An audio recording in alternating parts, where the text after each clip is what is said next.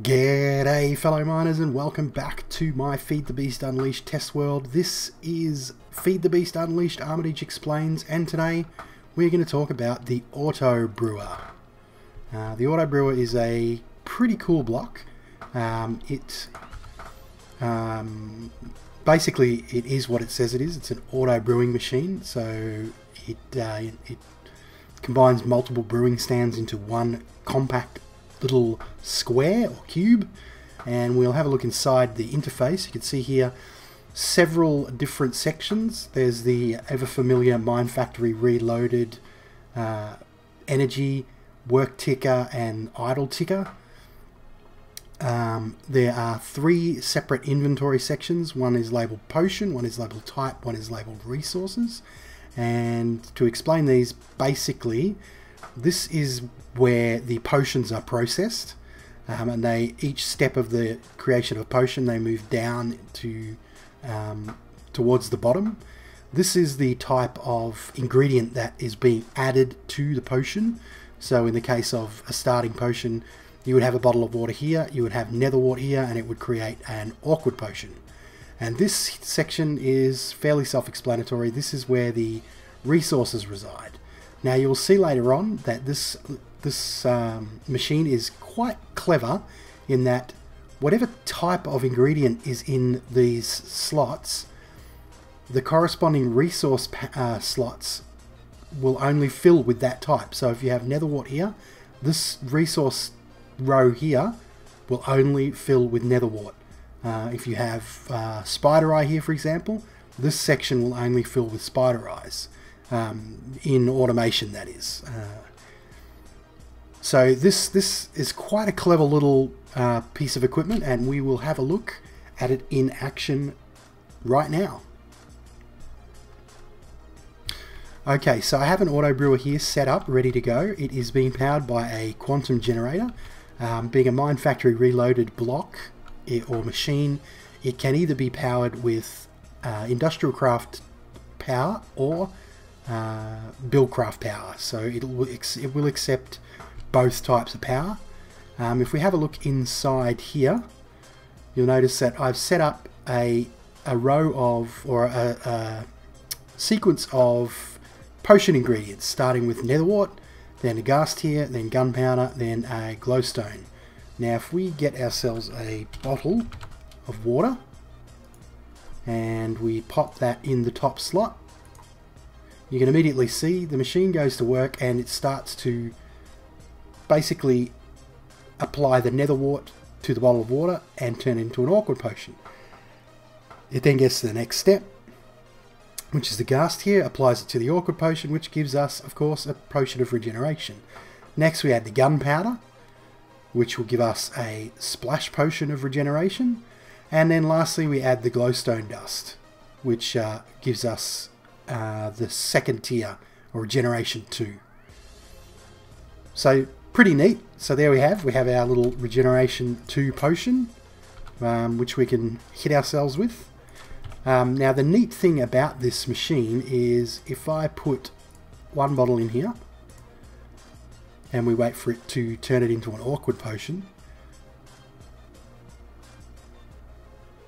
I can immediately place another bottle in and it will apply the nether wart to that bottle and it will push these guys down the line. You can see now we have an awkward potion and a potion of regeneration, and even if we added a third bottle, you can see that it is applying each of these effects in turn. So this makes for fairly rapid potion production if you want to automate your system. As you can see here, it's stopped because it's come to the last step, and we have our splash potion of regeneration in the last slot that is corresponding to an ingredient, or it doesn't correspond to an ingredient. We have to remove that in order for the machine to continue working. Again, that will come into play pardon me, in our automation. Okay, we'll talk a little bit about the automation of these systems now, or these blocks now.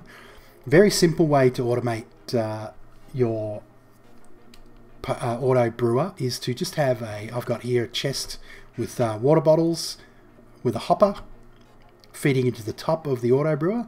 You'll see underneath here I have another hopper. It feeds into a chest here in front. And I've set this up to create poison potions. So if we flick this lever, you'll see automatically a water bottle comes into the system.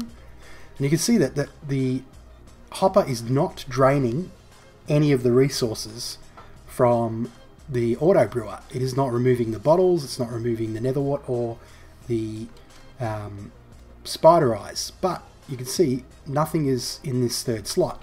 That is because this machine is smart enough to automatically assign the output slot to the last slot in the process, or the the slot after the process is finished. So whichever one of these doesn't correspond to an ingredient is the last slot, which allows automation systems to remove the items and give us our potions. So yeah, again we can see that here we have the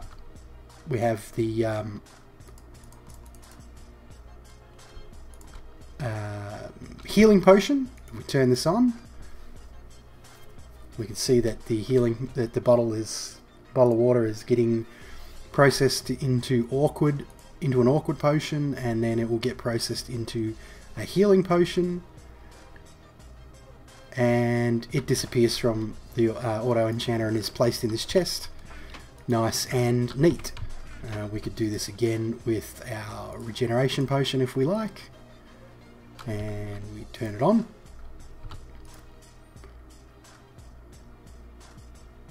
It'll work away again. It'll create an awkward potion, then it'll create a regeneration potion, and finally deposit that into our chest right there, as you can see.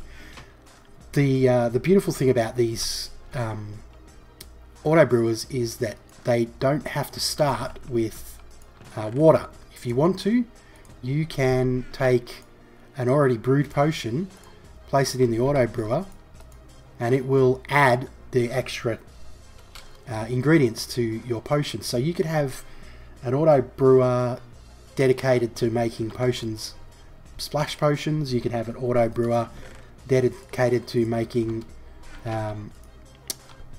potions. Oop, that's not going to work. We'll take this one. Dedicated to making potions of the second tier. That's interesting. Oh, we've got no cable back here. There we go. So this is a tier 1 potion, and applying glowstone to it will turn it into a tier 2 potion, you can see.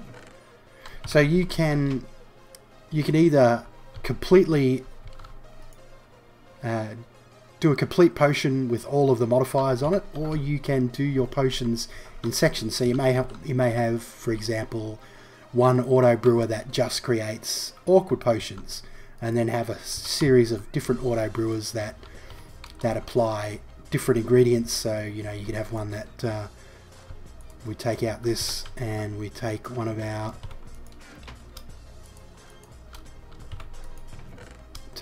awkward potions here, and we pop our awkward potion in. Oh, that was interesting. It just went straight through. Okay, so we need to move. That up. Take our our awkward potion, and you can see it's starting to brew. Our healing potion. Another interesting thing is if you remove any of the types from this section, the machine will automatically start emptying out its resource panel, which is another fairly interesting mechanic that can be pretty useful if you want to on the fly modify what your Auto-Brewer is doing. So that's some simple automation. Next I'm going to move on to pretty much a complete single potion brewing Auto-Brewer that is connected to an ME system. Okay, so what you can see here is a fairly rudimentary applied Energistics ME storage system. You can see we have it connected to a liquid transposer. That is for creating the bottles of water, and we have an ME interface that the liquid transposer is feeding into, and an ME interface. Sorry, this ME interface is where it's feeding into. This ME interface is contains the recipe for making a bottle of water. And then over here we have our auto crafting table, which we have set up to craft splash potions of harm 2. And we have our export bus on the back, and you can see there's no filters added to this, so there's no issue with this removing any items from the inventory. You can see that all of the resources are remaining where they are. And then we have this export bus, which is exporting bottles of water, netherwort, spider eyes, fermented spider eyes, gunpowder, and glowstone dust. You can see that that is what is in the inventory in here, and it is set to move single items or craft in the case of the water bottles. It is also set to only output with a redstone signal.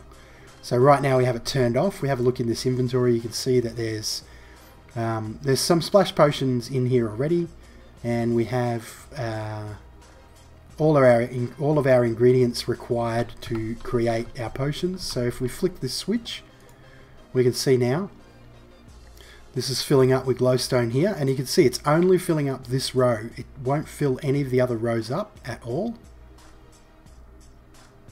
And you can see that our bottles of water are backing up, and each step down a new bottle of water is fed in to the system,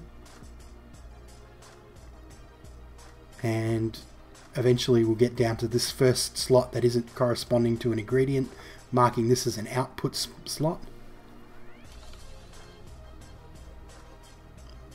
And our ME system will import our splash potion into the system, and we can see that here.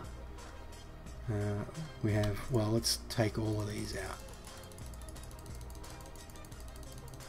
if we can. I don't think we can. There we go.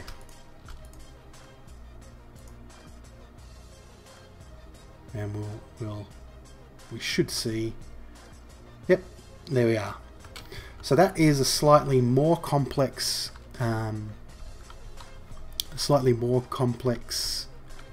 automation system. You could of course use an ME interface to do this automation. So if we get ourselves an ME interface, oh, we can't do that. ME interface,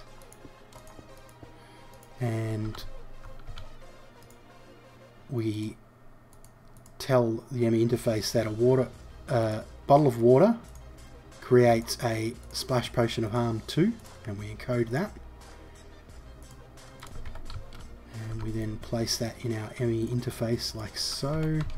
Grab ourselves some ME cable, and then remove water bottles from this system. We should actually see this start to, oh, there we go, it's all filled up now, and we'll wait for all these potions to drain out. We'll switch this to craft only, and this should work. We ask it to craft us let's say 10 bottles.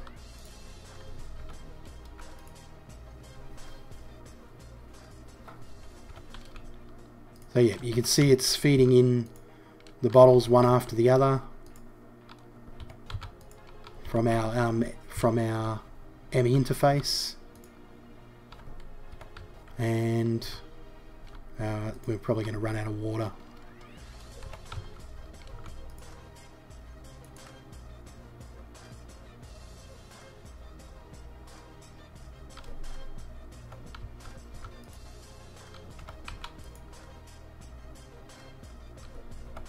But yeah, that's another way to automate the Auto-Brewer.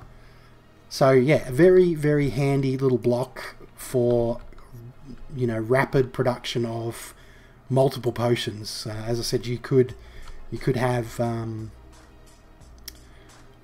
multiples of these set up to either produce full potions like this, or to produce a specific potion and then another auto brewer to add the various modifiers to it. So that's it for today, folks. That's the episode. I hope you enjoyed it. I hope you find it useful. Thank you for watching, and keep on digging.